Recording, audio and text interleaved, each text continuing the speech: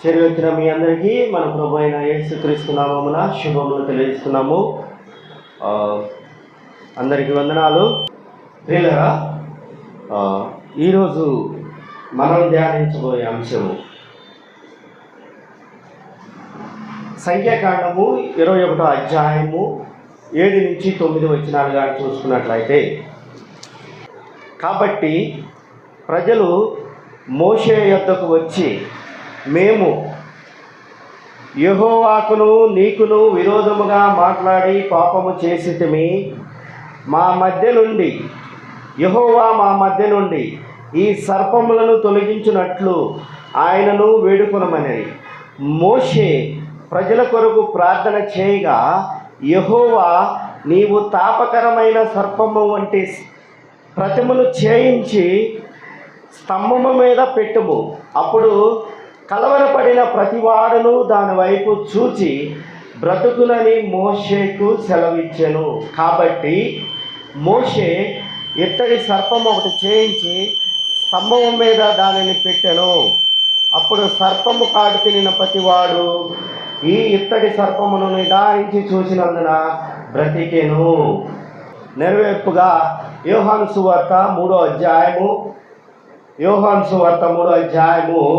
14 నుంచి 15 వచనాలుగా చూసుకున్నట్లయితే, అరణ్యములో మోషే సర్పము ఎలాగూ ఎత్తెను అలాగే విశ్వసించు ప్రతివాడును నశింపగా ఆయన ద్వారా నిత్య జీవము పొందినట్లు మనుష్య కుమారుడు ఎత్తబడవలెను అని ఇక్కడ సెలవిస్తున్నాడు. సో అక్కడేమో తాపకరమైన సర్పాల నుంచి మమ్మల్ని రక్షించమని ఇజ్రాయేలు ప్రజలు మోషేకి మొరపెట్టినప్పుడు, మోషే యెహోవాకి మొరపెట్టినప్పుడు, తన ప్రజల యొక్క విన్నపాలని మోషే యెహోవాకు మొరపెట్టినప్పుడు ఏం చేశాడంటే, ఆ తాపకరమైన సర్పం ఏదైతే ఉందో దాన్ని ప్రతిమని తయారు చేసి, ఇత్తడితో తయారు చేసి దాన్ని నిలువ పెట్టండి అని చెప్పాడు. తర్వాత ఇక్కడేమో యేసుక్రీస్తు ప్రభులు వారు తనంతట తానుగా ఏం చేస్తాడంటే, మనిషి కుమారుడు ఇత్తడి సర్పము వలె లేవనెత్తబడితేనే మనుషులకి జీవము కలుగుతుంది అని తనంతటి తాను కోట్ చేసుకున్నాడు. ఎందుకు కోట్ చేసుకున్నాడు అన్నది ఈ అంశం యొక్క చివరిలో మనం ధ్యానిద్దాం. ప్రియులారా, ఇక్కడ మనం ధ్యానించే అంశము మూల కథనము ఎక్కడుందంటే సంఖ్యాకాండము 21వ అధ్యాయము 7 నుంచి 9 వచనాల్లో ఉంది. దీని మొత్తం మీద మనకి సంఖ్యాకాండంలో మనం చెప్పే అంశం మొత్తము కూడా 4వ వచనం నుంచి ఖచ్చితంగా 9వ వచనం, అంటే 5 వచనాల్లో మన మాట్లాడబోయే అంశము యొక్క మూల కథ అనేది ఉంది. ఇక్కడ విషయం ఏంటంటే, 4వ వచనం చూస్తున్నట్లయితే, వారు ఎదోము దేశమును చుట్టిపోవాలని హోరు కొండ నుండి ఎర్ర సముద్ర మార్గముగా సాగినప్పుడు అని చెప్తున్నాడు. అక్కడి నుంచి స్టార్ట్ అయింది. మొత్తం 5 వచనాలు మాత్రమే ఈ అంశానికి సంబంధించి ఉన్నాయి. ఈరోజు నేను మీకు చెప్పబోయే అంశం ఏంటంటే, ఎత్తబడిన ఇత్తడి సర్పము. ఈరోజు మనం ధ్యానించబోయే అంశము ఎత్తబడిన ఇత్తడి సర్పం అన్నమాట. ఈ ఇత్తడి సర్పము ఏం చేసింది అన్నదే మన అంశం యొక్క మూల టైటిల్. అయితే ప్రియులారా, ఇక్కడ ఇజ్రాయేల్ ప్రజలు ఏం చేస్తున్నారంటే, 4వ వచనంలో ఎదోము దేశమును చుట్టుపోవాలని హోరు కొండ నుంచి ఎర్ర సముద్రము మీదుగా సాగుతూ వెళ్తున్నారు. ఇది సంగతి విషయం. పోయేవాళ్ళు పోవచ్చు, పోలా ఏం చేశారంట, మార్గాయాసము చేత మార్గములో కొంచెం ఎత్తు పొలాలు ఉన్నాయి, కొంచెం కష్టం ఉంది. మార్గములో నడుస్తున్నప్పుడు కొంచెం ముళ్ళు గుచ్చుకోవచ్చు, రాళ్ళు గుచ్చుకోవచ్చు, ఎత్తు పల్లాలు ఉండొచ్చు. ఎందుకంటే వాళ్ళు ప్రయాణిస్తున్న మార్గము అరణ్య మార్గము కాబట్టి కొండలు ఎక్కొచ్చు, దిగొచ్చు, మెట్టలు ఎక్కొచ్చు, దిగొచ్చు. పోతున్నప్పుడు కాళ్ళ మీద తేళ్ళు కుట్టవచ్చు, ముళ్ళు గుచ్చుకోవచ్చు. అరణ్యంలో ముళ్ళు ఉంటాయి, అవి కూడా గుచ్చుకోవచ్చు. కానీ మార్గాయాసం వచ్చిందంట వాళ్ళకి. మార్గాయాసము చేత ఏం చేస్తున్నాడంటే ఏం మొదలుపెట్టారు ఇక సనుగులు మొదలుపెట్టారు. ఎవరి మీద ఏంటి మాకు కర్మ, ఏంటి మాకు కర్మ, అదేదో ఐగుప్తులో ఉంటే పోయేది కదా అని మొదలుపెట్టారు. మొదలుపెట్టి ఏం చేశారంటే ఇది లాస్ట్ సనుగు అనమాట. నేను మీకు చెప్పే సనుగు ఏంటంటే, ఇంతకుముందు ఇజ్రాయేల్ ప్రజలు కూడా 6 సార్లు సనిగారు దేవుడి మీద, మోషే మీద. ఏమయ్యా మోషే, అక్కడే ఉంటే ఆ బానిస బతుకుతుంటేనే మాకు హాయిగా ఉంది, నువ్వేదో నేను మీకు స్వతంత్ర దేశం కలుగజేస్తానని దేవుడు మీకు నాతో చెప్పాడు, మీరు రండి, అబ్రహాము నివసించిన దేశం ఇస్తాడని చెప్పాడు, మీరు రండి, అది పాలు తేనెలు ప్రవహించు దేశం అని చెప్పాడు, మీరు రండి అని తీసుకొస్తున్నావు కదా, తీసుకొస్తున్నప్పుడు నువ్వు తగిన ఏర్పాట్లు చేసుకోవాలి కదా అని సనగడం మొదలుపెట్టారు. అప్పుడు దాకా 6 సనుగులు, ఈ కథకు ముందు, ఈ 5 వచనాలకు ముందు 6 సనుగులు సనిగారు ఇజ్రాయేల్ ప్రజలు. ఇది 7వ సనుగు. ఇప్పుడు సనిగిన ప్రతిసారి దేవుడు వాళ్ళ మీదకి ఏంటంటే ఏదో ఒక శిక్షా విధిని కలుగు చేశాడు. మోసం లేదంటే మోసం ఇచ్చాడు, కానీ తిరగబడ్డ ప్రతి జనాన్ని కూడా సర్వనాశనం చేశాడు.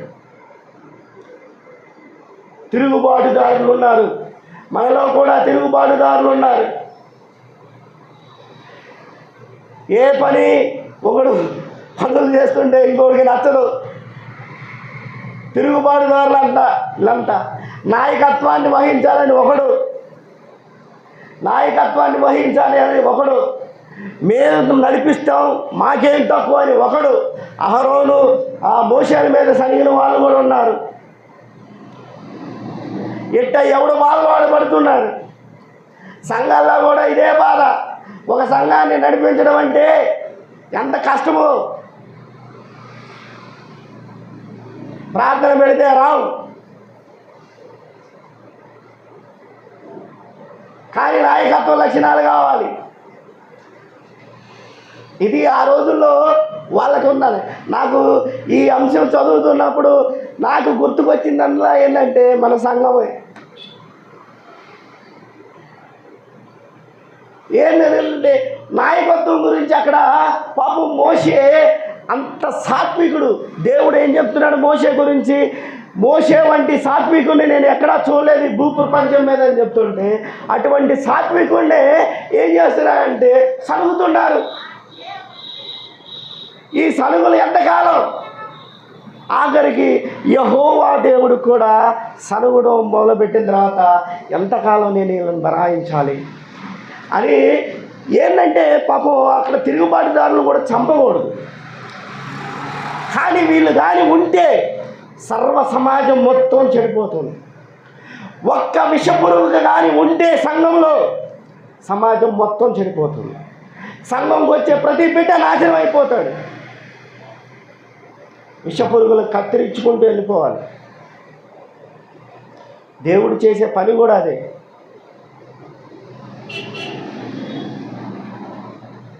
ప్రియులారా, నేను ఎందుకు చెప్తున్నా అంటే దేవుడికి ఇష్టం లేని పనులు ఏది కూడా మనం చేయకూడదు,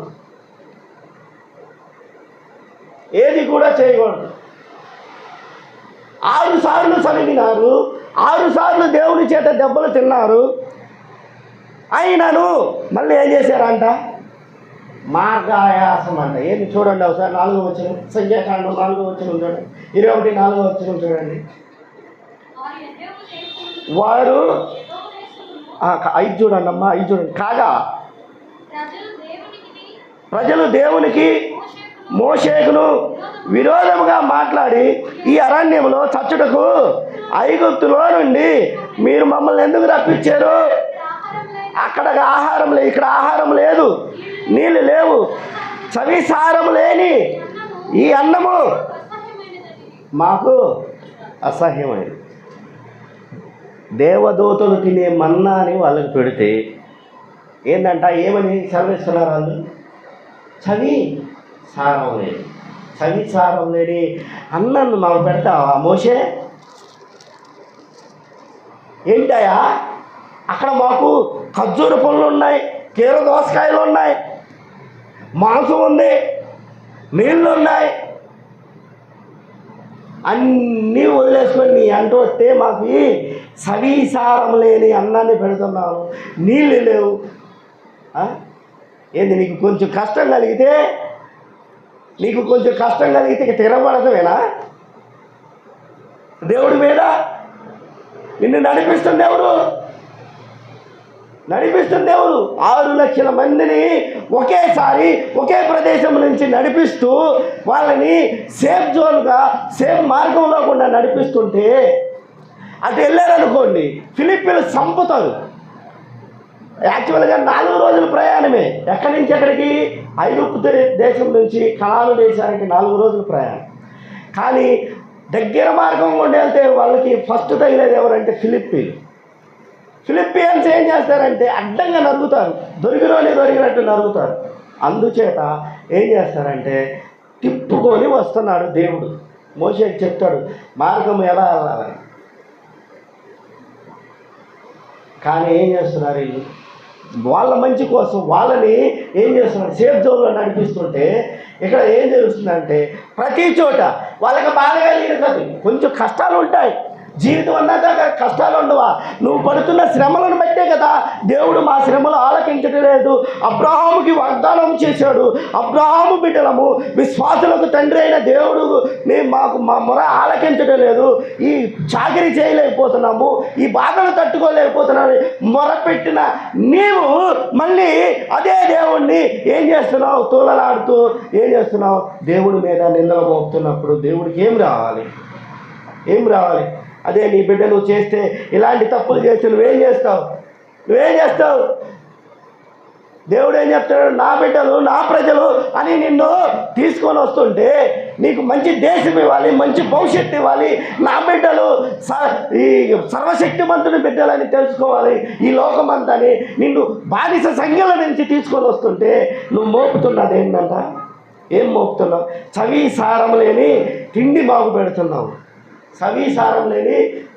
పెడుతున్నావని దేవుడి మీద సనుక్కోవటం మొదలుపెట్టారు. అందుని బట్టి లేఖనాలు ఏమని సెలవిస్తున్నాయో తెలుసా? ఒకసారి చూడండి, కీర్తనల గ్రంథము 78వ సంకీర్తన 40వ వచనం కానీ చూసినట్లయితే, అరణ్యమున వారు ఆయన మీద ఎన్నో మార్లు తిరగబడ్డారని దావీదు భక్తుడు చెప్తున్నాడు. ఎవరు వారు? ఇజ్రాయేల్ ప్రజలు, భయం లేని బిడ్డలు, తల పొగరు పట్టిన బిడ్డలు, నుదుటికి అంత వాళ్ళు ఎత్తడి పిల్లను పెట్టుకొని ఊరేగుతారంట. ఈ విషయం తర్వాత చెప్తారు. భయం లేని బిడ్డలు ఎన్నిసార్లు అంట? 40 సంవత్సరాల్లో ఎన్నో మార్లు తిరగబడ్డారు. మాకు అది లేదు, మాకు ఇది లేదు. ఎప్పుడు ఉండాలి? దేవునికి నువ్వు లోబడి ఉంటే ఆటోమేటిక్గా సర్దుకుపోయే నీకు గుణం అనేది వస్తుంది. అప్పుడు సమాధానం అనేది జరుగుతుంది. దేవుని దగ్గర నీకు సమాధానం దొరుకుతుంది. సర్దుకుపోయే గుణం నీలో లేనప్పుడు ఏం జరుగుతుందంటే దేవుని మీద తిరుగుబాటు అనేది. కాబట్టి ప్రియులారా ఇక్కడ ఎన్నో మార్లు తిరుగుబాటు చేశారని దావీదు భక్తుడు చెప్తున్నాడు. ఇంకా 95వ సంకీర్తన ఒకసారి చూడండి. 95వ సంకీర్తన 10వ వచనం కానీ చూసినట్లయితే, 40 ఏళ్ల కాలంలో ఆ తరము వారి వలన నేను విసిగి వారి హృదయమున తప్పిపోవు ప్రజలు నా మార్గములు తెలుసుకోలేదనుకున్నా. ఆ తరము వారు, ఏ తరము వారు? ఎవరైతే ఐగుప్తు దేశంలో నుంచి బయలుదేరి వచ్చారో ఆ తరము వారు ఏం చేశారంటే ఆయన మార్గాలను తెలుసుకోలేదు. ఆయన అంటే ఏందో తెలుసుకోలేకపోయారు. 6 లక్షల కాల్పనం, 6 లక్షల మందిని ఒక చోట నుంచి వేరే ఒక చోటకి నడిపించడం అంటే 350 దగ్గరగా 350 మైళ్ళ దూరం నడిపించడం అంటే మాటల 350 మైళ్ళు అనగా 450 కిలోమీటర్లు నడిపించడం అంటే ఒక 6 లక్షల మందిని మాటల. రోజు తిండి పెట్టాలి, నీళ్ళు ఇవ్వాలి, వాళ్ళకి ఏమి కాకుండా చూసుకోవాలి. ఎదుటి ఎవరన్నా కత్తులు బరిసెలు పట్టుకొని వస్తూ ఉంటారు, వాళ్ళ నుంచి రక్షించుకుంటూ వాళ్ళని తీసుకెళ్ళాలి. ఈ విషయం తెలీదా? యాజకుడికి ఎన్ని కష్టమో తెలుసా? ప్రధాన యాజకుడు ఎవరు? మోషే. ఎన్ని బాధలు పడి ఉంటాడు. 6 లక్షల మందిని రోజు పంచాయతీలే. చిన్న అమ్మాయి తిరుపతమ్మ మీద కంప్లైంట్ చేస్తుంది, తిరుపతమ్మ వచ్చి చిన్న అమ్మాయి మీద కంప్లైంట్ చేస్తుంది, వీళ్ళిద్దరు కలిసి స్టాలిన్ మీద కంప్లైంట్ పెడతారు. ఇలా పంచాయతీలు తీర్చాలి, వాళ్ళని అక్కడి నుంచి నడిపించుకుంటూ కనాను దేశం తీసుకెళ్ళాలి. రోజు దేవుడి దగ్గరికి వెళ్తాం, దేవా ఈ సమస్యకి పరిష్కారం ఏంది, సెలవేయండి అని అడగాలి. ఆయన తీసుకోడు డెసిషన్, దేవుని సన్నిధిలో పెడతాడు. వాళ్ళ పిల్లనిచ్చిన మామ ఇత్రో అని అంటాడు, మిద్యానీయుడు. ఉదయం 9 గంటలకు వస్తాడు ఆయన్ని కలుసుకుందామని. సాయంత్రం అయినా కానీ ఆయన్ని కలుసుకోలేకపోతాడు, అంత బిజీగా ఉంటాడు జనాంగంతో. ఒక చోట టెంట్ వేసి వాళ్ళందరికీ టెంట్లు వేసుకొని గుడారాలు వేసుకొని వాళ్ళు ఉంటే ఎన్ని కంప్లైంట్లు అన్నిటినీ సావధాన చిత్తంగా పరిష్కరించుకుంటూ, అయ్యా అది కాదయ్యా, అది చేస్తే తప్పు, ఇది చేస్తే మంచిది, దేవుడు మనకి ఇలా చెప్పలేదు, మనల్ని ఇలా నడిస్తే దేవునికి ఇష్టం ఉండదు అని ప్రతిరోజు పంచాయతీలు ఉంటాయి. ఆ పంచాయతీలు తీర్చుకోవాలి. మళ్ళీ వాళ్ళు అక్కడి నుంచి వేరే ప్రదేశానికి తీసుకెళ్ళి అక్కడ నిలవబెట్టాలి. ఎంత కష్టం ఏంటో మరి. యాజకుల మీద తిరుగుబాటు, అహరోను మోషేల మీద తిరుగుబాటు. ఎందుకు? నీకున్న కడుపు కోసం, నీకున్న దాహము కోసం, నీ సౌఖ్యము కోసము నువ్వు వాళ్ళ మీద ఏం చేస్తున్నావు తెలుసా? తిరుగుబాటు మొదలుపెట్టు. అది దేవుడికి నచ్చలా. ఏమని చెప్తున్నారు? ఏమని సంఖ్యాకాండంలో ఏమని? సవీసారము లేని అన్నం పెడుతున్నావయ్యా అంటే ఎంత బాధ కలిగి ఉండేది వాళ్ళకి. అసలు బండను కొడితే బండలో నుంచి నీళ్ళు రావటమైంది, అమ్మా? ఎవరైనా చూసారా బండలో నుంచి నీళ్ళు రావటం? ఒక బండ నిల్వలు పెడితే బండ కొడితే బండ 2 ముక్కలు అవుతుంది. ఆ 2 ముక్కల్లో నుంచి ఏమవుతుందంటే పగిలిపోయి బండలో నుంచి నీళ్ళు రావటం అంటే అది అంత మిరాకిల్, ఒక అద్భుతమైన దృశ్యం.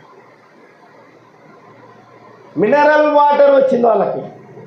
మనం ఇప్పుడు 10 రూపాయలు పెట్టి ఏదైతే క్యాన్ తెచ్చుకుంటున్నామో అటువంటి మినరల్ వాటర్ తాగారు. ఆ ఎడారిలో నీళ్లు దొరకని ఆ ఎడారిలో వాళ్ళు మినరల్ వాటర్ పెట్టి తాగు. ఎంత అద్భుతమైనది! నిన్ను అంత చక్కగా, అంత ప్రేమగా, అంత దయతో, ఆయన కృపతో నిన్ను పగలు ఎండ తగిలితే నా బిడ్డలు ఎక్కడ ఎండకి మారి మసైపోతారని పగలు ఏ స్తంభంగా నిలబడ్డాడంట? మేఘస్తంభంగా. రాత్రిపూట పాములతోనూ తేళ్లతోనూ ఇబ్బంది పడతారేమో అని ఏ స్తంభంగా నిలబడ్డాడంట? అగ్ని స్తంభంగా నిలబడి నిన్ను నడిపిస్తే ఏం కంప్లైంట్ చేస్తున్నారు? లాస్ట్ తిరుగుబాటు అన్నమాట ఇది. ఏం కంప్లైంట్? చూడండి, ఏ ఆయాసం అంట ఒక్కసారి చూడండి. 4వ వచనం చూడండి. వారు ఎదోము దేశము చుట్టిపోవాలని కోరుకొండ నుంచి ఎర్ర సముద్ర మార్గము సాగినప్పుడు మార్గాయాసము చేత ఒకటి, తర్వాత కిందకి కానీ వస్తే ఇక్కడ ఆహారము లేదు, నీళ్ళు లేవు, సవిసారము లేని ఈ అన్నపానము మాకు అసహ్యమైనదంట. ఏమైందంట? అసహ్యమైన అని ఏం చేశారు? మోషే మీదకి వెళ్ళారు యుద్ధానికి. ఏం చేశారంట? మోషే మీదకి యుద్ధానికి. ఇప్పుడు మరి మోషే నడిపిస్తున్న వ్యక్తి ఎవరు? సర్వశక్తిమంతుడు. ఈ సర్వాధికారి, లోకాన్ని పరిపాలిస్తున్న ఈ ప్రభువు ఏం చేయాలి? అలానే ఏం చేయాలంటే ఎవడైతే తిరుగుబాటుదారులు ఉన్నారో, ఎవరైతే ఆ తరము వారు ఉన్నారో, తిరుగుబాటుతనం చేసి ఆ తరం వాళ్ళందరినీ ఏం చేశారంటే శిక్షించడానికి దేవుడు కోరుకున్నాడు. అంటే ఈ 40 సంవత్సరాలు నడిపించడానికి కారణం ఎవరంటే ఈ తిరుగుబాటుదారులే. సంఘాలలో మొలకెత్తుతూ ఉంటారు తిరుగుబాటుదారులు, నాయకత్వ లక్షణాల కోసం. అలాగే ఉంటుందన్నమాట. ఆ సమాజాల్లో తిరుగుబాటుదారులు, విషకోరలు కలిగిన వాళ్ళు బయలుదేరారు. ప్రతి చోట వాళ్ళని పాపం మోసే అహరోన్ని ఎంత ఇబ్బంది పెట్టారంటే అంత ఇబ్బంది పెట్టారు. ఇప్పుడు ఏం చేయాలి? వాళ్ళు అసలు తర్వాత ఏం చేశారంటే ఇలా తిక్కగా కుదిరించాలని ఏం చేశారంటే దేవుడు ఏం చేశారంట సార్ చూడండి. అందుకు యెహోవా ప్రజల్లోనికి తాపకరమైన సర్పములను పంపెను. అవి ప్రజలను కరువుగా ఇజ్రాయేల్లో అనేకులు చనిపోయి. ఎవరు ఈ అనేకులు అంటే ఎవరైతే తిరుగుబాటుదారులు ఉన్నారో ఆ తరము వారిలో ఐగుప్తు దేశం నుంచి ఎవరైతే బయలుదేరారో ఆ బయలుదేరిన వారిలో అహంకారులు ఎవరు ఉంటారు? దేవుడు అంటే, దేవుని ఆజ్ఞలు అంటే, దేవుని మాటలు అంటే, మోషే అంటే, అహరోను అంటే భయము లేని వారు ఎవరైతే ఉంటారో వాళ్ళందరినీ పాము ద్వారా ఏం చేశారంటే కాటులోకి ఇచ్చారు. అలానే అందరూ అందరూ చచ్చిపోలే, బాధలు అందుతున్నారు. ఆ తాపకరమైన పాములు అంటే ఆ పాము కాటేసినప్పుడంట విపరీతమైన నొప్పి, ఆ నొప్పి భరాయించలేక ఆ విషము స్లో పాయిజన్ ఎక్కి ఎప్పుడుకో నాకు తెలిసి నేనేమనుకుంటున్నా అంటే ఈ 5 వచనాలు నేను ఏదైతే చెప్పానో సంఖ్యాకాండము 21వ అధ్యాయం 4 నుంచి 9 వచనాలు, ఈ 5 వచనాలు జరగడానికి దగ్గరగా 1-2 నెలలు బట్టి ఉండాలి. 1-2 బట్టి ఉండాలి. ఒక్కసారిగా చంపల. ఎవడైతే తిరుగుబాటుదారులని ఒక్కొక్కరిని ఆ పాములు కరుస్తున్నాయంట. అందరినీ కరవు. మళ్ళీ మీరు అది కూడా గుర్తుపెట్టుకోవాలి. అందరినీ కరవలేదు. అందరు కలిస్తే ఏమవ్వాలి? అందరూ చనిపోవాలా లేదా? అందరినీ కరవు. ఇక్కడ మీరు చూస్తుండే ఆ పాములు కరవగా ఇజ్రాయేలులో అనేకులు అంటే కొంతమంది, అందరూ అని చెప్పాల, అందరినీ కరిచినాయి అని చెప్పాల.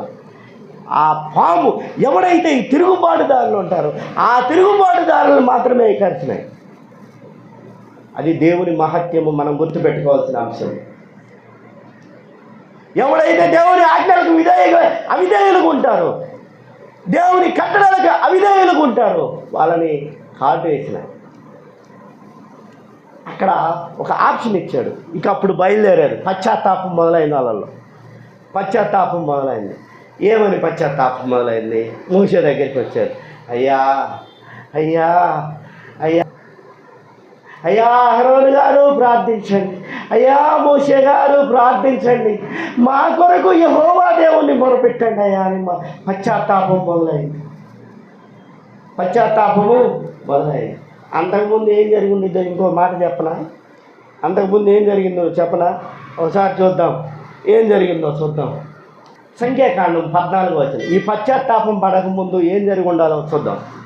సంఖ్యాకాండం 14వ వచనం 4వ వచనం నుంచి రాసి చూసినట్లయితే చూడండి. వారు నాయకుడిని నియమించుకొని ఐగుప్తునకు తిరుగు వెళుదామని ఒకరితో ఒకరిని చెప్పుకునగా మోషే అహరోనులు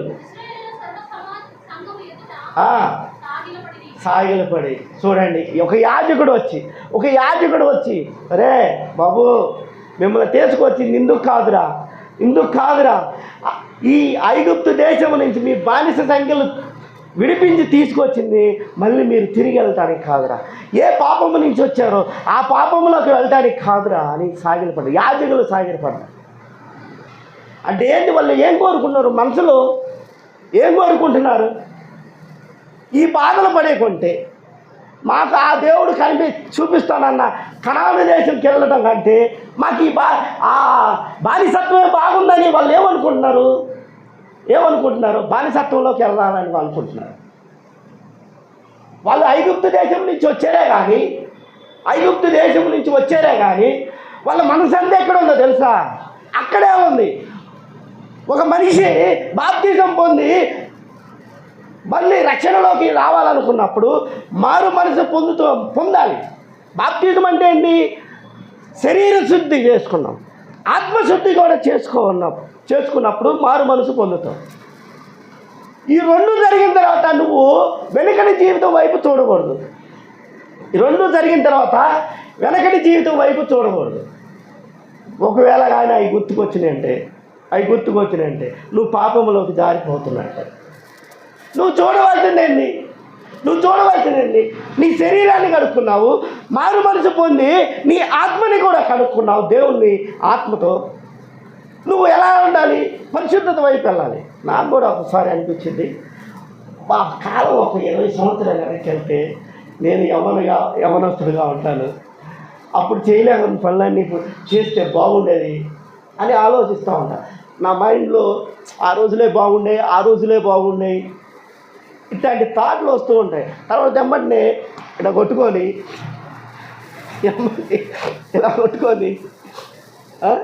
మళ్ళీ సెంతులోకి రావాలి.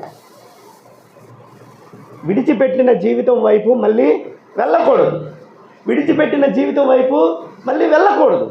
ఒకవేళ అలా వెళ్ళామంటే మళ్ళీ మనం అదే జీవితాన్ని కొనసాగించాలి. ఇక్కడ కూడా ఏం చేస్తామంటే ఐగుప్తు దేశం నుంచి బయలుదేరిన ప్రజలు ఏం చేస్తున్నారంట, మనం ఒక నాయకుడిని నియమించుకున్నాము, ఏం చేస్తాం? మళ్ళీ అదే బానిసత్వానికి వెళ్దాం. ఆడ ఉన్నన్ని రోజులే కళ్ళు గంజు కాసుకొని తాగుదాం. ఒరే అట్ట కాదురా, పాలు తేనెలు ప్రవహించు దేశం రాది. ఒక్కొక్క గెలనంట 8 మంది పట్టుకొని వస్తారంట. అదే మనకి ఇదే సంఖ్యాకాండంలో చెప్తారు. 12 మందిని గూఢాచార్యం చేయమని పంపుతాడు. అనగా ఆ దేశం ఎలా ఉంది చూసుకొని రండి అని చెప్పి దేవుడు పంపుతాడు. అందుట్లో ఈయన 2 ఉంటారు. ఎవరు? యెహోషువ అంటాడు. తర్వాత యెహోషువతో ఇంకొక ఆయన ఉంటాడు, కాలేబు ఉంటాడు. మిగతా 10 మంది వెళ్తారు. 10 మంది ఏం చెప్తారు తెలుసా? ఈ దుర్బుద్ధి కలిగిన 10 మంది ఏం చెప్తారు?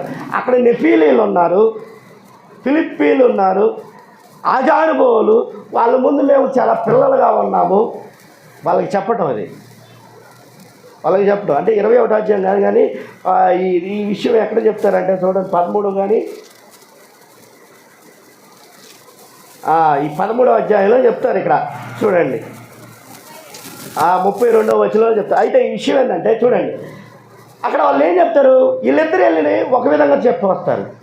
దేవుడు చూపిస్తున్న దేశం మాకు ఇలా కనిపించిందని యెహోషువ, కాలేబు ఒక విధంగా చెప్తే, మిగతా 10 మంది ఇంకో విధంగా చెప్తారు. చెప్పిన తర్వాత వాళ్ళు ఎమ్మడిని ఏం చేస్తారంటే ఆ రాత్రి అంతా మమ్మల్ని చంపడానికి మోసే తీసుకొచ్చాడని ఎలుగెత్తి ఏడుస్తారని. కోపం వచ్చేసింది. 14వ అధ్యాయం స్టార్టింగ్ నుంచి చూస్తారు. చూడండి ఒకసారి 14వ అధ్యాయం 1వ వచనం కానీ చూసినట్లయితే, అప్పుడు ఆ సర్వ సమాజము ఎలుగెత్తి కేకలు వేసెను, ప్రజలు ఆ రాత్రి ఎలుగెత్తి ఏడ్చిరి, మరియు ఇజ్రాయేల్ అందరూ మోషే అహరోనులపై సణుగుకోలేదు. ఈ సలుగు కారణం ఎవరో తెలుసా? 12 మందిని ఆ దేశం ఎలా ఉందో చూసి రండి అని పంపితే 10 మందిని చెప్పిన రిపోర్ట్ పైన చూస్తే కానీ 13వ అధ్యాయము 30వ వచనం నుంచి 32వ వచనం వరకు చూసినట్లయితే వాళ్ళు చెప్పిన రిపోర్ట్ ఒక విధంగా ఉంటుంది. చూడండి సార్, చూడండి 27 నుంచి కానీ చూసినట్లయితే చూడండి 28. అయితే ఆ దేశంలో నివసించు జనులు బలవంతులు, వారి పట్టణములు ప్రాకారము గలవి, అవి మిక్కిలి గొప్పవి. మరియు అక్కడ అనేకులు చూతిమి అమాలేకులు దక్షిణ దేశంలో నివసించుతున్నారు. హిత్తీలు, యెబూసీయులు, అమోరీయులు కొండ దేశంలో నివసించుతున్నారు.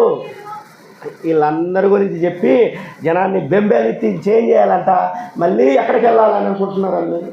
ఎక్కడికి వెళ్ళాలని? ఐగుప్తు దేశం. మనసు మొత్తం ఎక్కడ ఉంది వాళ్ళకి? ఐగుప్తులోనే ఉంది. మరి దేవుడికి కోపం రావాలా వద్దా? రావాలా వద్దా చెప్పండి. అంత కష్టపడి ఫరో రాజు యొక్క పీచ్ మనిషి తల మెడ వంచి ఇలా ఇరిసి 6 లక్షల మందిని బయటికి తీసుకొస్తే మళ్ళీ వీళ్ళు చేసే పనులు ఎట్లున్నాయి, ఎలా ఉన్నాయి? ఒక నాయకుడిని పెట్టుకొని మోసేని తీసేసి, లోకే గారిని తీసేసి ఇంకో నాయకుని పెట్టుకొని సంఘాన్ని నడిపించుకుందామంటే ఎట్లుండిద్ది? అట్లుండిద్ది అనమాట. ఇది సంగతి. నాయకుడిని పెట్టుకొని వెళ్ళిపోదాం, ఆ బానిసత్వమే మనకు బాగుంటుంది అని ఏం చేస్తున్నారంటే ఈ ఆ తరము వారు, ఎక్కడి నుంచి అయితే ఐగుప్తు దేశం నుంచి బయలుదేరిన వచ్చిన ఆ తరం వారు సనుగులు మొదలుపెట్టారు. వాళ్ళు ఇచ్చిన రిపోర్ట్ ప్రకారం అయితే వాళ్ళతో మనం యుద్ధం ఎవరంటే వీళ్ళంతా చూడండి, ఒకసారి 28 చూడండి. అయితే ఆ దేశంలో నివసించుతున్న జనులు బలవంతులు, వారి పట్టణములు ప్రాకారము గలవి, మిక్కిలి గొప్పవి, అక్కడ అనాయకులను చూసి అమాలేకులవి దక్షిణ దేశంలో నివసించుతున్నారు. హిత్తీలు, ఎబిస్సీలు, అమోరీయులు కొండ దేశంలో నివసిస్తున్నారు. కనానీలు సముద్రమునతను యొర్దాను నదీ తీరం ప్రాంతంలో నివసించుతున్నారని చెప్పారు. అంటే వాళ్ళ ఉద్దేశంలో ఏంది? వాళ్ళకి ఏదో రిపోర్ట్ ఉండాలి. ఆల్రెడీ వీళ్ళ గురించి ఐగుప్తులో ఉన్న ఇజ్రాయెల్కి ఒక ఐడియా అయితే ఉండాలి. ఆ ఐడియా ప్రకారం వీళ్ళు ఏం చేశారంటే రెచ్చగొట్టేశారు. అక్కడ ప్రజల్ని రెచ్చగొట్టారు. ఎవరు? 10 మంది. ఒక యెహోషువ, కాలేబు మాత్రం లేదు మేము చూసిన దేశము మంచి దేశము, మంచి దేశము, కాబట్టి మీరు భయపడవద్దని. చూడండి 14వ అధ్యాయము 8వ వచనం చూడండి. 8వ వచనం, యెహోవా మన యందు ఆనందించిన ఎడల ఆ దేశంలో మనము చేర్చి దానిని మనకిచ్చును, అది పాలు తేనెలు ప్రవహించు దేశం అంట. మరి అటువంటి దేశం మనకి ఇస్తున్నాడని తెలిసినప్పుడు మిక్కి ఆనందించాలరా లేదా? ఆనందించాలి. కానీ ఇది ఎక్కడ జరిగింది? 14వ అధ్యాయంలో జరిగింది. మళ్ళీ ఏం చేస్తున్నారు? యెహోషువ చెప్పిన తర్వాత బయలుదేరి వెళ్ళారు. 21వ అధ్యాయంలో కూడా మళ్ళీ ఏం చేస్తున్నారు? వాళ్ళకి ఏముండాలి? మేము పాలు తేనెలు ప్రవహించు దేశంకి వెళ్తున్నామన్న ఒక లక్ష్యం అనేది ఉండాలి. ఆ లక్ష్యాన్ని బట్టి ఎన్ని కష్టాలు నష్టాలు కలిగినా ఓర్చుకొని విశ్వాసంతో నడిచి వెళ్ళిపోవాలి. కానీ ఇక్కడ ఏం చేస్తున్నారు? మళ్ళీ సనుగులు మొదలుపెట్టారు. ఎక్కడ? 21వ అధ్యాయము 4వ వచనంలో మొదలుపెట్టారు సనుగులు. ఏం చెప్తున్నారు చూడండి. మార్గాయాసము చేత జనులు ప్రాణము సొమ్మసిల్లెదు. తర్వాత 6వ వచనం 5వ వచనం చూడండి. కాగా విరోధముగా మాట్లాడి అరణ్యంలో చచ్చుటకు ఐగుప్తు నుంచి మమ్మల్ని ఎందుకు రప్పించితిరి? ఆహారం లేదు, నీళ్ళు లేవు, సవిసారం లేని ఈ అన్నము మాకు అసహ్యమనేది. ఇది సంగతి. అక్కడ యెహోషువ చెప్పాడు 14వ అధ్యాయంలో 21వ వచనంలో మళ్ళీ మొదలెట్టారు. ఇది అనమాట నేటి సంఘాల్లో విశ్వాసులకున్న తీరి. పాత జీవితాల వైపే వెళ్తామనుకుంటారు, కొత్త జీవితాల వైపు రారు. మారు మనసు పొందిన జీవితంలో ఏముంటుందంటే కొన్నిసార్లు కష్టం ఉండొచ్చు. ఎవడు కూడా ఒక సుఖాన్ని అనుభవించాలంటే కష్టపడకుండా మాత్రం అనుభవించలేరు. కాబట్టి మారు మనసు పొందిన తర్వాత మనము ఏం చేస్తామంటే కష్టాలు రావచ్చు. యేసుక్రీస్తు ప్రభుల వారే 40 రోజులు సాతాను చేత శోధింపబడి తనను తాను నిరూపించుకొని అప్పుడు పరిచర్య మొదలుపెట్టాడు. ఎమ్మటిని వెళ్ళిపోవాలా? నిలబడండి, కష్టపడండి, దేవుని కోసం ఆయాసము కలిగి ఉండండి. ఆయాసము కలిగి నడిస్తే మీరు విశ్వాసమైన జీవితంతో నడుస్తున్నప్పుడు ఏమవుతుందంటే దేవుడు మీ కుటుంబాల్లో మీకు శాంతిని సమాధానాలని అడగండి. ఇప్పుడు వీళ్ళకి లేనిదేంది? ఇప్పుడు వీళ్ళకి లేనిదేంది? దేవుని ఎడల నిరీక్షణ లేదు, విశ్వాసం లేదు. అక్కడ యెహోషువ చెప్పాడు, లేదు, అది పాలు తేనెలు ప్రవహించు దేశంలోకి మనం వెళ్ళబోతున్నాము. మన యందు దేవుడు ఆనందిస్తే అది మనకి దేవుడు అనుగ్రహిస్తాడు అని చెప్పి బయలుదేరి వెళ్తున్నా కానీ వీళ్ళు ఏం చేస్తారంటే దేవుని మీద తిరగబడదు. ఇదే లాస్ట్ తిరుగుబాటు అనమాట. అప్పుడు దేవుడు ఏం చేశాడంటే వాళ్ళ మధ్యకి తాపకరమైన సర్పాలను పంపాడు. అందరినీ కరవల ఆ తాపకరమైన సర్పాలు కూడా. ఏదో తిరుగుబాటుదారుల్ని వేస్తాడు దేవుడు కూడా. తిరుగుబాటుదారుల్ని వేస్తూ ఉంటాడు అప్పుడప్పుడు. సురుకు వేయిపోతే మాట అనరు అనమాట. ఆయన విశ్వాసులకు కూడా పడేది అదే. నీకైనా సరే నాకైనా సరే, నేనేదో ఇక్కడ నుంచొని వాక్యం చెప్పినంత మాత్రాన్ని నేను వెళ్ళి నా భార్య మీద తిరగబడు ఇది చేస్తే నేను పెద్ద గొప్ప ఈయన్ని కాదు. భార్యతో సమాధానం పడాలి, కొడుకులతో సమాధానపరచాలి, భర్తతో సమాధానపరచాలి, సమాజంతో సమాధానపరచాలి, సంఘంతో సమాధానపరచబడాలి. అందరితోనూ సమాధానపరచబడుతూ ఏం చేయాలంటే విశ్వాస నావలో ఉండి ప్రయాణం సాగిస్తూ ఉండాలి. నీ భార్య నిన్ను తిట్టినా, నువ్వు భార్యను తిట్టుకున్నా, ఇద్దరు సమాధానపరచాలి. యేసు నామములో సమాధానపరచబడాలి. యేసుక్రీస్తు జీవితం ఎలాంటి జీవితం కనిపించాడు, అట్టి జీవితాన్ని మనం సమాధానంగా చేసుకొని జీవించాలని మనం చేస్తాం. ఇక్కడ లేనిది అదే. అందువల్ల దేవుడు పొందాడు. అయితే ఇప్పుడు విషయం ఏంటంటే, అంశం ఏంది? ఎత్తబడిన ఇత్తడి సర్పము. విషయం ఏంది? ఇప్పుడు యేసుకి ఇక్కడ ఏం చెప్పాము, వాళ్ళు ఏం చేశారు? మళ్ళీ ఐగుప్తుకి వెళ్తే బాగుంటుందని అనుకున్నారు. ఐగుప్తుకి వెళ్తే ఎందుకు పాములు పంపాడు? ఇప్పుడు దాకా ఏదో తెగుల్లో ఒకటి పంపాడు. ఒకసారి ఏమో ఒక మూలనే అగ్నితో తగలబెట్టడం మొదలుపెట్టినప్పుడు దేవుడికి వెళ్ళి మొరపెట్టినప్పుడు అదే అగ్ని ఆ పాలెముని దహించి వేయటం ఆగిపోయింది. అట్లాంటి వాటితో చేయొచ్చుగా, లేకపోతే వడగండ్ల వాళ్ళు తీసుకొచ్చి చంపొచ్చుగా. అట్ట చేయలా. ఈసారి పాములు పంపాడు. ఎందుకు పాములు పంపాడు అంటే, ఇక్కడ దేవుని యొక్క ఫిలాసఫీ, దేవుని ఫిలాసఫీ అర్థం చేసుకోవడం చాలా కష్టం. మనకి ఇచ్చింది 5 వచనాలు. ఇక్కడ దేవుని ఫిలాసఫీని అర్థం చేసుకోవడం చాలా కష్టం. ఎందుకు ఇక్కడ సర్పాలను పంపాడు? తర్వాత పంపిన తర్వాత అదే సర్ప ప్రతిమను తీసుకొని నిలబెట్టు అని ఎందుకు చెప్పాడు అన్నది అర్థం చేయాలి. యాక్చువల్గా నిర్గమకాండం 20వ అధ్యాయంలో మనకి దేవుడు, నేను తప్ప నీకు వేరే దేవుడు ఉండకూడదు, పైన ఆకాశం అందు కానీ కింద భూమి అందు కానీ భూమి కింద ఉన్న నీళ్ళ అందు కానీ దేని రూపమును నువ్వు చేసుకోకూడదు. కానీ ఇక్కడ దేవుడే ఏం చెప్తున్నాడు? ఆ సర్పాన్ని పోలిన ఒక ప్రతిమని చెయ్యి, అది ఎత్తడితో తయారు చేసి వాళ్ళకి చూపించు అని చెప్పాడు.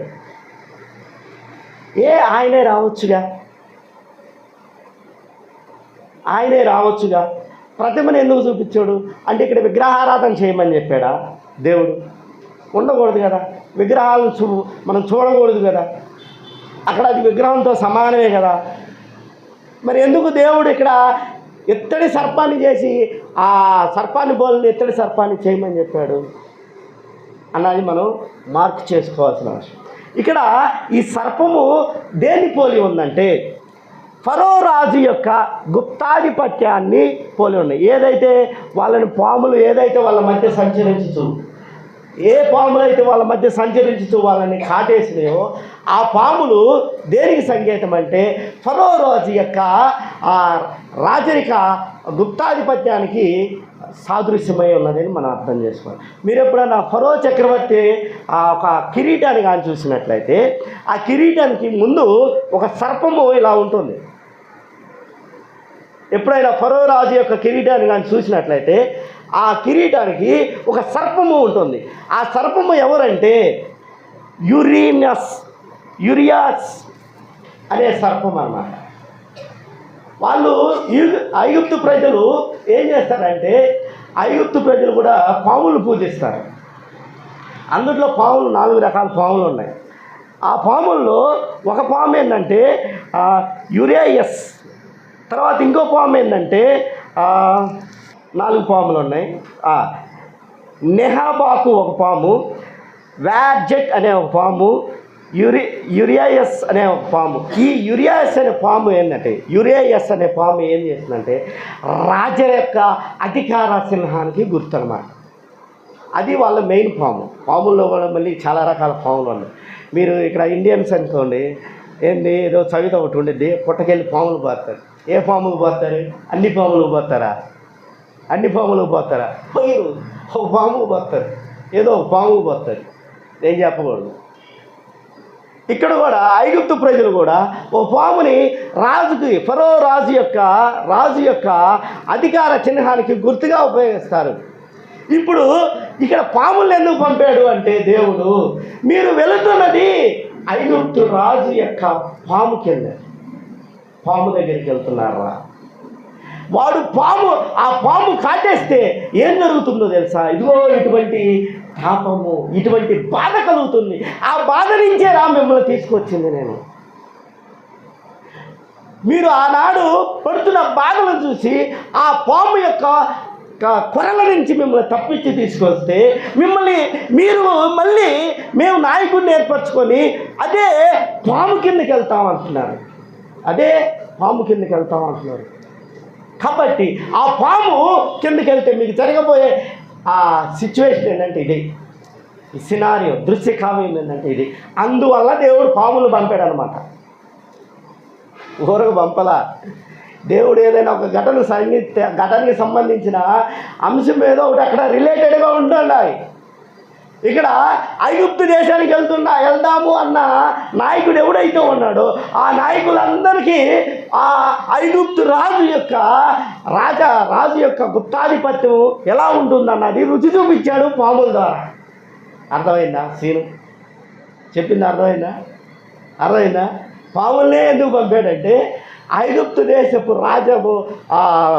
ఏమంటారు రాజరిక అధికారికి ఏముంటుందంటే ఆ పాముని గుర్తుగా పెట్టుకున్నాడు కాబట్టి వాడు ఒక పాము లాంటి వాడు అని ఇక్కడ దేవుడు ఇండికేషన్ ఇచ్చారన్నమాట. కాబట్టి మీరు ఆ పాము కిందకి వెళ్తున్నాడు, ఆ కూరల కిందకి వెళ్తున్నాడు, ఆ విషపు కూరల కిందకి వెళ్తామని మీరు అంటున్నారు. కాబట్టి వాడు ఒకవేళ వెళ్తే అక్కడ జరిగే సిచ్యువేషన్ అంటే ఇదే. ఈ పాములు ఎలా కరుస్తున్నాయో వాడు కూడా అలా కరుస్తూ ఉంటాడు. అప్పుడు ఆ బాధ నుంచి మిమ్మల్ని ఒకసారి తప్పించాను, ఈసారి కానీ వెళ్తే ఆ బాధ నుంచి మిమ్మల్ని తప్పించడానికి ఎవడు రాడు. ఒకసారి ఎవరు వచ్చారు? యాజకుడు వచ్చారు, ప్రధాన యాజకుడు మోషే వచ్చాడు. ఈసారి ఎవడు లేడు. ఐగుప్తు రాజు కానీ పాము కాటేస్తే, ఐగుప్తు రాజు అనే పాము కానీ కాటేస్తే ఆ బాధల నుంచి మిమ్మల్ని తప్పించడానికి ఎవడు లేడు. కాబట్టి అది గుర్తు చేశాను అన్నట్టు పాములు పంపి. మీకు అర్థం కావాల్సిన విషయం అది.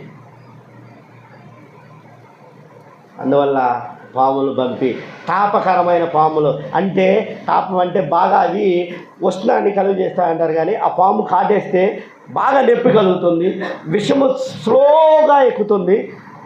మనిషి 4-5 రోజులకి చనిపోతాడు. మనిషి 4-5 రోజులకి చనిపోతాడు. ఎందుకు? ఇక్కడ మళ్ళీ ఇది విషయం కూడా చెప్తున్నారు చూడండి. తర్వాత వీళ్ళు వెళ్ళి బాధపడుతున్నారు కదా. ఎవరైతే తిరుగుబాటుదారులు ఎవరైతే ఉన్నారో వాళ్ళు ఏం చేస్తున్నారు?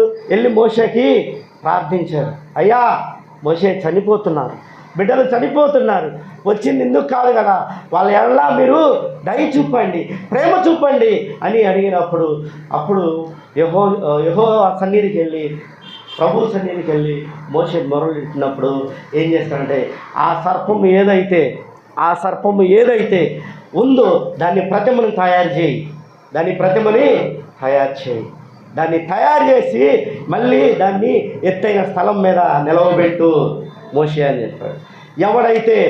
ఎవడైతే ఆ సర్పాన్ని చూస్తాడో, వాడు కలవరపడిన ప్రతివాడు ఎవడైతే ఆ సర్పాన్ని చూస్తాడో వాడు ఆ బాధ నుంచి విముక్తి కలుగుతుంది అని చెప్పాడు. ఇక్కడ ఎందుకు చెప్పాడు ఈ విషయాన్ని అంటే, ఐగుప్తు రాజు కాటేస్తాడు, బాధ మీకు కలుగుతుంది, బాధ నుంచి విడిపించేవాడు ఎవడూ లేడు. కానీ ఇప్పుడు దేవుడు చూపించే మార్గము ఎలా ఉంటుందంటే, అదే సర్పము తయారు చేసిన ఈ ప్రతిమను చూడండి. చూసిన వాడికి ఏం కలుగుతుందంటే, విషము అనేది ఏమవుతుందంటే విరుగుడికి అవుతుందని చెప్పుకోవచ్చు. నేను చూపించే మార్గము, నా యాజకుడు చూపించే మార్గం ఎలా ఉంటుంది, ఐగుప్తు రాజు చూపించే మార్గం అలా ఉంటుంది. వాడి దగ్గరికి వెళ్తే మీరు చనిపోతారు, నా దగ్గరికి వస్తే ఈ సర్పాన్ని చూస్తే ఆ సర్పము దగ్గరికి వెళ్తే చనిపోతారు, ఈ సర్పాన్ని చూస్తే ఏమవుతారంటే జీవము పొందుతారు, మీరు బ్రతికింపబడతారు. అందువల్ల సర్పాన్ని చూపించాడు. ఇక్కడ ఎటువంటి మీరు చేసిన పాపాలకి, మీరు చేసిన తిరుగుబాట్లకి ఎటువంటి బలియాగం అక్కర్లేదు, ఎటువంటి ప్రార్థన అక్కర్లేదు. కేవలం మీరు చేయవలసింది ఏంటంటే ఒక చూపు దేవుని వైపు చూడవాలి చెప్పాడు. దేవుని వైపు చూడండి, ప్రార్థించమని కూడా చెప్పాలి, ఒక్క చూపు మాత్రమే చూడమని చెప్పాడు. ప్రార్థన లేదు, బలియాగాలు లేవు, చేసిన తప్పులకి పాప పరిహారార్థ బలులు లేవు, ప్రార్థించడాలు లేవు. ఓన్లీ దేవుని వైపు తిరిగి చూస్తే మీరు బ్రతికింపబడతారు అని ఇక్కడ దేవుడు సెలవిస్తున్నాడు. వీళ్ళరా, అందువల్ల ఆ సర్పాన్ని పోలిన రూపాన్ని పెట్టాడు, రూపాన్ని పెట్టి దాన్ని చూడమని చెప్పాడు. కాబట్టి మనకి ఈ దుర్బుద్ధి కలిగిన వ్యక్తులు ఎక్కడికి వెళ్ళినా ఉంటారంట. ఇదే దుర్బుద్ధిని మళ్ళీ ఏం చేశారంటే కంటిన్యూ చేశారు. అక్కడ దేవుని ఉద్దేశం ఏంది, ఐగుప్తు రాజు ఒక పాము లాంటి వాడు, వాడి కిందకి వెళ్తే ఏమవుతారు, వాడు వేసే పాము కాటికి చనిపోతారు. ఇక్కడ నేను చూపించిన ఈ పామును చూస్తే బ్రతికి బట్ట కడతారు, జీవాన్ని పొందుతారు, నడిపింపబడతారు, దేవునిలో నడిపింపబడతారు. అలానే దేవుడు ఆ పాముని పూజించమల్లా, గుర్తుపెట్టుకోండి, పూజించమల్లా, చూడమని మాత్రమే చెప్పాడు. కానీ ఈ భ్రష్టజీవులు ఏం చేస్తారు, సుఖానికి అలవాటు పడి ఈ భ్రష్టజీవులు ఏం చేశారు, ఒకసారి 2వ రాజుల గ్రంథం 18వ అధ్యాయం చూడండి. 2వ రాజుల గ్రంథం 18వ అధ్యాయం 2వ వచనం నుంచి 4వ వచనం వరకు చూడండి, చదవండి.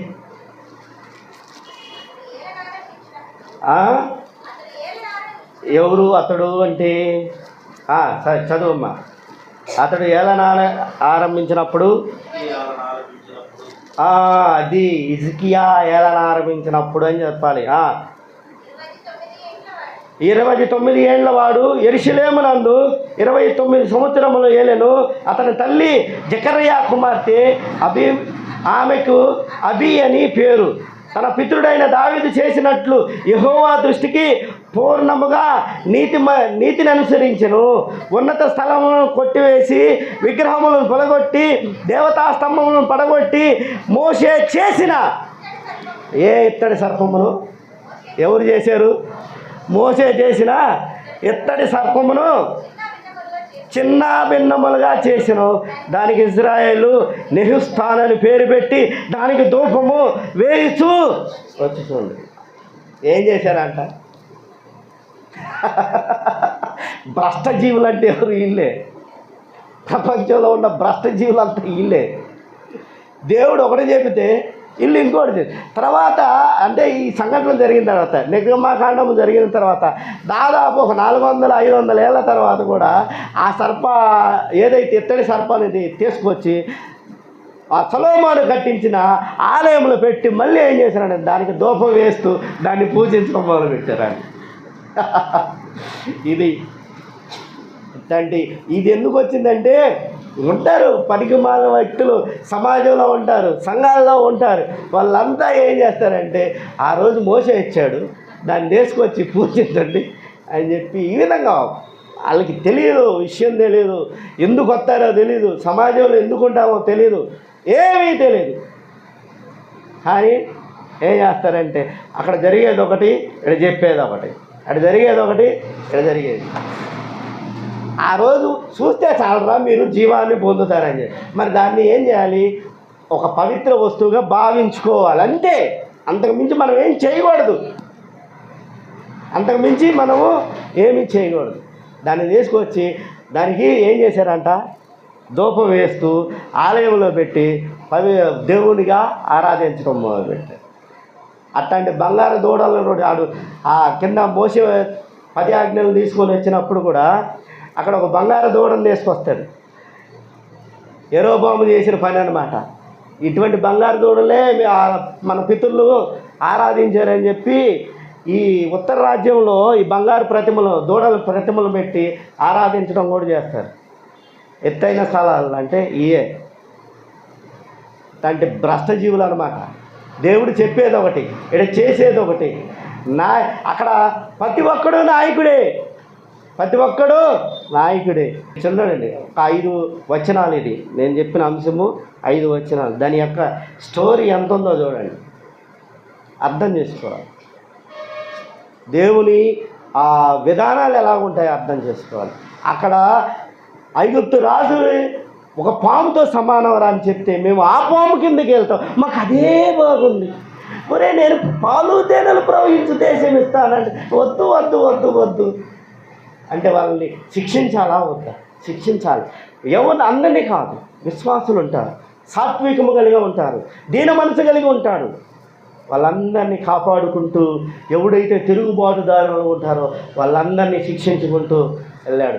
ఆ రోజు లేవనెత్తబడిన ఇతర సర్పం చూసి ఏం చేశారంటే జీవాన్ని పొందారు. అది ఇత్తడి సర్పం యొక్క ఉద్దేశం. అయితే ఇప్పుడు ప్రభులు వారు, యేసుక్రీస్తు ప్రభులు వారు తనంతటగా తాను కోట్ చేసుకుంటున్నాడు. ఏమని యోహాను సువార్త 3వ అధ్యాయము ఏమని కోట్ చేసుకుంటున్నాడు చూడండి. యోహాను సువార్త 3వ అధ్యాయము 14 నుంచి 15 వచనాలు. అరణ్యములో మోషే సర్పమును ఎలాగు ఎత్తెనో అలాగే విశ్వసించు ప్రతివాడు నశింపక ఆయన ద్వారా నిత్య జీవమును పొందునట్లు మనిషి కుమారుడు కూడా లేవనెత్తబడు. ఆ రోజు మీకు హృదయ కాఠిన్యము చేత ఆ విష సర్పం కింద వెళ్తామన్నారు కదా. మీరు తిరుగుబాటు చేశారు కదా, దేవునికి అవిధేయులై తిరుగుబాటు చేసి మోషేకి దేవునికి వ్యతిరేకంగా సనుక్కున్నారు కదా. ఆ తిరుగుబాటుని బట్టి దేవుడు మిమ్మల్ని శిక్షించాడు కదా. తర్వాత ఆ శిక్షను బట్టి మీరు పొందిన ప్రాయశ్చిత్తం ఏదైతే ఉందో ఆ ప్రాయశ్చిత్తం ద్వారా మీకు ఏమనుగ్రహించబడింది? ఒక ఇత్తడి సర్పము అనుగ్రహించబడింది. ఆ ఇత్తడి సర్పమును ఎవరైతే చూశారో వాళ్ళందరూ జీవాన్ని పొందారు కదా. అట్టి రీతిగానే మనిషి కుమారుడు కూడా ఏం చేయబడాలంటే ఇత్తడి సర్పము వలె భూమి మీద నుంచి పైకి లేవనెత్తబడాలి అని తనంతటిగా తాను కోట్ చేసుకుంటున్నాడు. ఎందుకు అంటే ఇక్కడ ఎందుకు కోట్ చేస్తున్నాడో చూద్దాం. యెషయా గ్రంథము 48:4 వచనం చూడండి. నీవు మూర్ఖుడవనియు నీ మెడ ఇనుప నరమనియు నీ నుదురు ఎత్తడిదనియు నేను ఎరిగి ఉండి నా విగ్రహము ఈ కార్యము జరిగించినట్లు నేను చెక్కిన ప్రతిమ, నేను పోత పోసిన విగ్రహము నియమించిన నీవు చెప్పకున్నట్లు పూర్వకాలముననే ఆ సమాచారము నీకు తెలియదు. ఈ విషయం ఏంటంటే నేను ఎందుకు ఆ విగ్రహాన్ని పోత పోసాను తెలుసా? ఎందుకు ఆ విగ్రహాలను పోత పోసానంటే ఇక్కడ ఏం చెప్తున్నాడంట, నీ మెడ ఒక ఇనుప నరము లాంటిది, నీ నుదురు ఇత్తడిదనియు చాలమ్మా నేను ఎరిగి ఉన్నాను. అంటే మీ నుదురు ఏదైతే ఉందో అది దేన్ని పోలి ఉందంటే ఇత్తడిని పోలి ఉంది. నా మాటలు నీ నుదుటిని దాటి వెళ్ళటం లేదు, కాబట్టి ఇప్పుడు మీకు అనుగ్రహించబడింది ఏంటంటే ఎత్తటి సర్పము, అందువల్లనే అనుగ్రహించారని ఇక్కడ చెప్తున్నాడు అన్నమాట. నా మాటలు మీకు వెళ్ళటం లేదు. కాబట్టి యేసుక్రీస్తు ప్రభుల వారు కూడా ఏం చెప్తున్నారంటే మీరు వాళ్ళని పోలి ఉన్నారు అని ఇక్కడ గట్టిగా ఒక స్ట్రోక్ అయితే ఇచ్చాడు యేసుక్రీస్తు ప్రభుల వారు. ఆనాడు వాళ్ళు ఎంత దుర్మార్గంగా దేవుడి ఎడల ప్రవర్తించారో మీరు కూడా నా ఎడల అంతే దుర్మార్గంగా ప్రవర్తిస్తున్నారు. కాబట్టి ఏం చేస్తానంటే ఆనాటి ప్రతిమలాగానే నేను కూడా భూమి నుంచి ఇత్తడి సర్పం వలె పైకి లేవనెత్తబడాలి అని కోట్ చేస్తున్నాడు అన్న.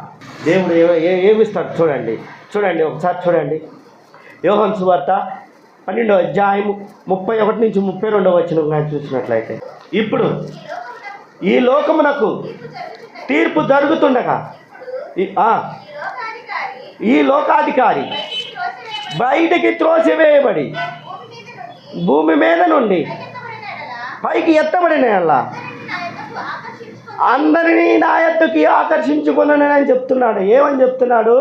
ఇప్పుడు ఈ లోకమునకు తీర్పు జరుగుతున్నది. ఇప్పుడు ఈ లోకాధికారి బయటికి తోసివేయబడును. నేను అంటే ఎవరు? యేసుక్రీస్తు ప్రభులు వారు ఏం చేయాలంట? భూమి మీద నుంచి పైకి ఎత్తబడిన ఎడల అందరినీ నా వైపు త్రిప్పుకుంటాను. అంటే ఇప్పుడు విషయం ఏంటంటే, లోకాధికారి ఎవరు? ఆనాడు ఆ ఏదైనా తోటలో ఆదాము అవ్వలను మోసం చేసిన లోకాధికారే ఈ లోకాధికారి అని చెప్తున్నాడు. ఆ లోకాధికారి ఇప్పుడు ఏం చేయబడ్డాడంట? బయటికి తోచివేయబడాలి. వాడిని తోచివేయబడాలంటే లోకానికి తీర్పు జరగాలి. లోకానికి తీర్పు జరగాలంటే ఏం జరగాలి? నేను ఏం చేయాలంట? భూమిని నుంచి పైకి లేవనెత్తబడాలి. అలా నేను లేవనెత్తబడకపోతే ఏం జరగదంటే, జనము నా వైపు చూడరు, నన్ను చూడరు. ఆనాడు ఎవరైతే మోషే ఎత్తిన ఇత్తడి సర్పముని చూశారో, చూసి జీవాన్ని పొందారు, అలాగే ఈ లోకాధికారి మీ నుదుటిన ఉన్నాడు. వాణ్ణి తీసివేయాలంటే నేనేం చేయాలి? లేవనెత్తబడాలి. అందువల్లే ఇత్తడి సర్పము వలె పైకెత్తబడినాము, నిన్ను చూసిన వారు ఆనాడు బ్రతికారు. అట్టి రీతిగానే ఏం చేయాలి? ఈ యేసుక్రీస్తు కూడా ఆ ఇత్తడి సర్పం వలె భూమి నుంచి పైకి లేవనెత్తబడినప్పుడు మాత్రమే ప్రభువులు వారిని చూస్తారు. అలా చూసిన వాళ్ళు ప్రతి ఒక్కళ్ళు ఏం చేస్తున్నారో చూడండి. కానీ ఏ విధంగా మరణము పొందవలసి ఉండెనో సూచించుతూ ఆయన ఈ మాటలు చెప్పాను. జనసమూహము క్రీస్తు ఎల్లప్పుడూ ఉండునని ధర్మశాస్త్రము చెప్పుతూ వింటుని, మనిషి కుమారుడు పైకెత్తబడాలని నువ్వు చెప్తున్నా ఈ సంగతి ఏమిటి? యేసుక్రీస్తు మాకు బాగా చెప్పావు, బాగానే చదువుతున్నాను మాటలు. మాకేం చెప్పాడు తెలుసా? మోషే అభిషక్తుడు ఎప్పుడు కూడా మాతో ఉంటాడని చెప్పారు. నువ్వేందయ్యా మనిషి కుమారుడు పైకి ఎత్తబడాలి, ఆయన చూడాలి, మీరు రక్షణ పొందుతారని చెబుతారు ఆయన్ని అనేందే నువ్వు మాకు చెప్పే కబుర్లు? వాళ్ళు ఏ ఉద్దేశంతో అనుకుంటున్నారు? ఒకసారి చూడండి. కీర్తన గ్రంథము 89:36 వచనం చూడండి. కీర్తనలు సంకీర్తన 110వ సంకీర్తన 4వ వచనం కానీ చూసినట్లయితే, మెల్కీ క్రమము చొప్పున నీవు నిరంతరము యాజకుడవై ఉండువని యెహోవా ప్రమాణం చేశాడని అని వాళ్ళు అనుకుంటున్నారు. ఎవరు? యూదులు అనుకుంటున్నారు. యేసుక్రీస్తు ప్రభులు వారు ఏమని చెప్తున్నాడు? మీ నొదటన ఉన్న లోకాధికారి ఉన్నాడు, వాడిని ఏం చేయాలి? తీసివేయాలంటే వాడికి తీర్పు తీర్చబడాలి. వాడికి తీర్పు తీర్చబడాలంటే నేను భూమి నుంచి పైకి లేవనెత్తబడాలి అని చెప్తున్నాడు. కానీ మెల్కీషెదకు యాజకుడు క్రమము చొప్పున నిరంతరము నువ్వు ఉంటావని వాళ్ళకి చెప్పారు. అంటే అభిషక్తుడు ఎప్పుడు కూడా మీతో ఉంటాడని వాళ్ళు అనుకున్నారు. కానీ ఆ అభిషక్తుడు అంటే వాళ్ళు అనుకుంటున్నారు ఏంది? లోకాన్ని ఈ ఇజ్రాయెల్ రాజ్యాంగాన్ని మాకు తిరిగి ఇచ్చే అభిషక్తుడి గురించి, రక్షకుడి గురించి వాళ్ళు ఆలోచిస్తుంటే, ఈ రక్షకుడు ఏం చెప్తున్నాడంటే భూమి మీద నుంచి ఈ లోకము నుంచి పరలోక రాజ్యానికి చేసుకెళ్ళి అభిషక్తుని గురించి మాట్లాడుతున్నాడన్న సంగతిని వాళ్ళకి తెలియజేస్తున్నారు. తర్వాత వాళ్ళు ఏమంటున్నారంటే మనిషి కుమారుడు సంగతి చెప్తున్నాం అనుకుంటున్నాం. ఈ మనిషి కుమారుడు ఎవరని కూడా అడుగుతున్నాడు. చూడండి ఒకసారి కింద యోహాను సువార్త 12వ అధ్యాయంలోనే అడుగుతున్నారు చూడండి. ఆ మానవ పుత్రుడి గురించి మాట్లాడుతున్నావు ఏందా అని అడుగుతున్నారు.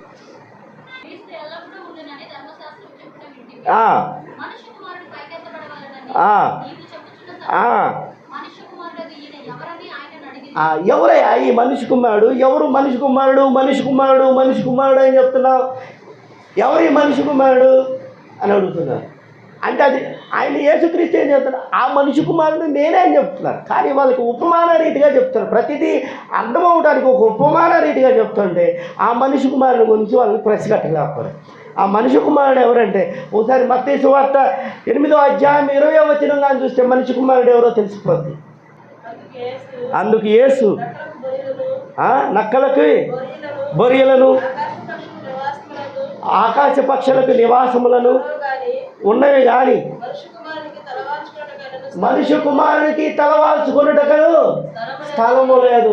ఎవరైతే అన్నిటికీ ఉన్నాయి కానీ ఒక్క దేవుని కుమారునికి మాత్రం తలవాల్చుకునే స్థలము లేదు. ఆ మనిషి కుమారుడే ఈ మనిషి కుమారుడు. అలా వచ్చిన వాడే ఈ మనిషి కుమారుడు. అది మీరు తెలుసుకుంటే ఈ మనిషి కుమారుని గురించి మీరు అడగరా బాబు. తేట తెల్లమైనట్టేనా మనిషి కుమారుడు? ఇప్పుడు ఎవరు తేట తెల్లమైందేనా? అర్థమైందా? మనిషి కుమారుడు అంటే ఎవడైతే స్థలము లేక పశువుల పాకలో జన్మించబడ్డాడు ఆ వ్యక్తి ఈ మనిషి కుమారుడు. మానవ రూపం దాల్చిన పరిశుద్ధాత్మ దేవుడు. ఈ పరిశుద్ధాత్మ దేవుడిని చూస్తే, ఆ మనిషి కుమారుని చూస్తే, లేవనెత్తబడిన మనిషి కుమారుని చూస్తే మీకేం కలుగుతుంది? జీవం కలుగుతుంది అని ప్రభువు వారు చెప్తున్నాడు. యోహాను సువార్త 5వ అధ్యాయం 24వ వచనం చూడండి. నేను ముగించబోతున్నాను. చూడండి యోహాను సువార్త. నా మాట విని నన్ను పంపిన వాని యందు విశ్వాసం ఉంచిన వాడు నిత్య జీవము గలవాడు. వాడు తీర్పులోనికి రాక మరణంలో నుండి జీవములోనికి దాటి ఉన్నాడు. నన్ను పంపిన వాడి యందు ఎవడైతే విశ్వాసం ఉంచుతాడో వాడు ఏం చేస్తాడంట? తీర్పులోనికి రాక మరణం నుంచి జీవంలోనికి దాటి ఉన్నాడు. వాడు దాటిపోయి ఉన్నాడు, తీర్పులోనికి రాడు. అంటే ఎవరిని చూడమని చెప్తున్నాడు? మనిషి కుమారుడిని. లేవనెత్తబడుతున్న మనిషి కుమారుడిని చూడండి. సిలువ మీద లేవనెత్తబడుతున్న మనిషి కుమారుడిని చూడండి అని చెప్తున్నాడు. వాడు ఏం చేయబోతాడంట? లోకాధికారికి ఎలాగైతే తీర్పు తీర్చారో, ఎవడైతే దేవుని మార్గాలను దేవుని కట్టడలను విశ్వాసం ఉంచకుండా లోకాధికారిలాగా తీర్పు తీర్చబడాలి అంటే వాడిలాగా ఉండండి. ఐగుప్తు రాజు కిందకి వెళ్ళాలనుకుంటే వెళ్ళిపోండి, ఇబ్బంది ఏం లేదు. లోకాధికారిలాగా మీరు తీర్పు తీర్చబడాలంటే వాడిలాగే జీవించండి. దేవుడిలాగా జీవించవలన మనిషి కుమారుని వైపు చూడనక్కర్లేదు. మనిషి కుమారుని చూడనక్కర్లేదు. లేవనెత్తబడుతున్న మనిషి కుమారుని చూడనక్కర్లేదు. మీరు ఒకవేళ ఆ తీర్పులోకి రాకుండా ఉండడానికి, మీరు జీవంలోనికి రావాలంటే కంపల్సరీగా ఎవరిని చూడాలంట? ఎవరిని చూడాలి? లేవనెత్తబడుతున్న మనిషి కుమారుని చూడండి. లేవనెత్తబడుతున్న మనిషి కుమారుని చూడండి అని చెప్తాను. అయితే ఏం జరుగుతుందో చూడండి. యోహాను సువార్త 10వ అధ్యాయం 28 నుంచి 30 వచనాలు కానీ చూసినట్లయితే, నేను వారికి నిత్య జీవం ఇచ్చుతున్నాను కనుక అవి ఎన్నటికీ నశింపవు. ఎవడు వాటిని నా చేతిలో నుంచి అపహరింపరు. వాటిని నాకించిన నా తండ్రి అందరికంటే గొప్పవాడు కనుక నన్ను పంపిన వాయందు విశ్వాసం ఉంచండి అని చెప్తున్నాడు. సింపుల్గా అర్థమయ్యేటట్టు. పై ఇందాక యోహాను సువార్త 5వ అధ్యాయం 24వ వచనంలో నా మాట యందు నమ్మిక ఉంచి నన్ను పంపిన వారి యందు విశ్వాసం నాకు ఉంచండి అని చెప్తున్నా. అంటే నాకు ఎవరైతే ఏదైతే ఇచ్చారో అది ఆయన ద్వారే నా తండ్రే నాకు ఇచ్చాడు కాబట్టి ఆయన యందు విశ్వాసం ఉంచండి. మీరు చూస్తుంది నన్ను కాదు, నన్ను పంపిన నన్ను తండ్రిని. అసలు నా తండ్రి యొక్క మెయిన్ ఉద్దేశం ఏందో తెలుసా అని యేసుక్రీస్తు ఒకే ఒక్క మాటలో చెప్పేస్తాడు. చూడండి ఒకసారి చూడండి. యోహాను సువార్త 6వ అధ్యాయము 40వ వచనం కానీ చూసినట్లయితే, 6వ అధ్యాయము 40వ వచనం కానీ చూసినట్లయితే కుమారుని చూసి ఆయన యందు విశ్వాసం ఉంచినవాడు ప్రతివాడు నిత్య జీవము పొందుటే నా తండ్రి చిత్తము, అంత్య దినమున నేను వానిని. మన తండ్రి యొక్క ఉద్దేశం ఏందంట ఏం చెప్తున్నాడు?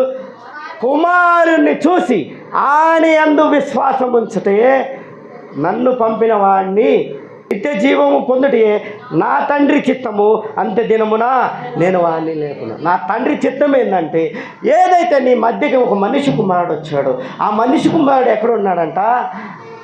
గూడు కూడా లేని వ్యక్తిగా జన్మించిన మనిషి ఏదైతే ఉన్నాడో ఆ మనిషి ఇప్పుడు ఏం చేయబడుతున్నాడంట? సర్వలోక మానవాళి పాపాల కొరకు భూమి మీద నుంచి పైకి లేఖవనెత్తబడుతున్నాడు. ఆ మనిషిని చూసి ఆ మరణాన్ని విశ్వసించు ప్రతి వ్యక్తి ఏం చేస్తారంట? నిత్య జీవం పొందాలని ఆయన పంపిన తండ్రి యొక్క చిత్తము. కాబట్టి నా చిత్తమే ఆయన చిత్తము, ఆయన చిత్తమే నా చిత్తము. కాబట్టి మీరందరూ కూడా పరలోక రాజ్యము చేర్చబడాలని యేసుక్రీస్తు ప్రభులు వారు కోరుకుంటున్నాడు. దేవుడు దగ్గరికి రావటం అంటే ఏంటంటే, దేవుని వైపు చూడటం అంటే దేవుని దగ్గరికి రావటము. దేవుని దగ్గరికి రావటం అంటే శాశ్వత జీవం. అంటే ఒక్కసారి యోహాను సువార్త 3వ అధ్యాయం 16వ వచనం కానీ చూసుకున్నట్లయితే, క్రీస్తు దేవుడు లోకముని ఎంతో ప్రేమించెను కాగా ఆయన తన అద్వితీయ కుమారుని యందు పంపిన వాని యందు విశ్వాసముంచువాడు ప్రతివాడు నశింపక నిత్య జీవమును పొందునట్లు ఆయనని అనుగ్రహించాడు. ఎవరిని అనుగ్రహించాడు? మనిషి కుమారుని అనుగ్రహించాడు. కాబట్టి ఆ మనిషి కుమారుడు ఇప్పుడు నీ కొరకు లేవనెత్తబట్టి ఉన్నాడు, నీ కొరకు మరణించి ఉన్నాడు. కాబట్టి ఆయన్ని చూడండి. ఆ రోజు వారు స్వస్థత పొందారు. లేవనెత్తబడిన ఇత్తడి సర్పమును చూసి వాళ్ళు స్వస్థపరిచి జీవాన్ని పొందారు. ఇప్పుడు మీరు ఆ తండ్రి దగ్గరికి చేర్చబడాలంటే, నీవు నీ కుటుంబ సభ్యుల దగ్గరికి చేర్చబడాలంటే, నీ కుటుంబ సభ్యులు విశ్వాసం ఉంచి చనిపోయినట్లయితే, ఆ కుటుంబ సభ్యులు తీర్పులోనికి రాకుండా దేవుని దగ్గరికి చేర్చబడినట్లయితే, నీ కుటుంబ సభ్యులను నీవు చేరుకోవాలనుకున్నట్లయితే, ఇప్పుడు లేవనెత్తబడిన ఈ క్రీస్తుని చూడండి, చూసి నిత్య జీవము పొందమని దేవుడు కోరుతున్నాడు. నా ద్వారా దేవుడు మిమ్మల్ని మీ కుటుంబాలని దీవించునుగాక. ఆమేన్.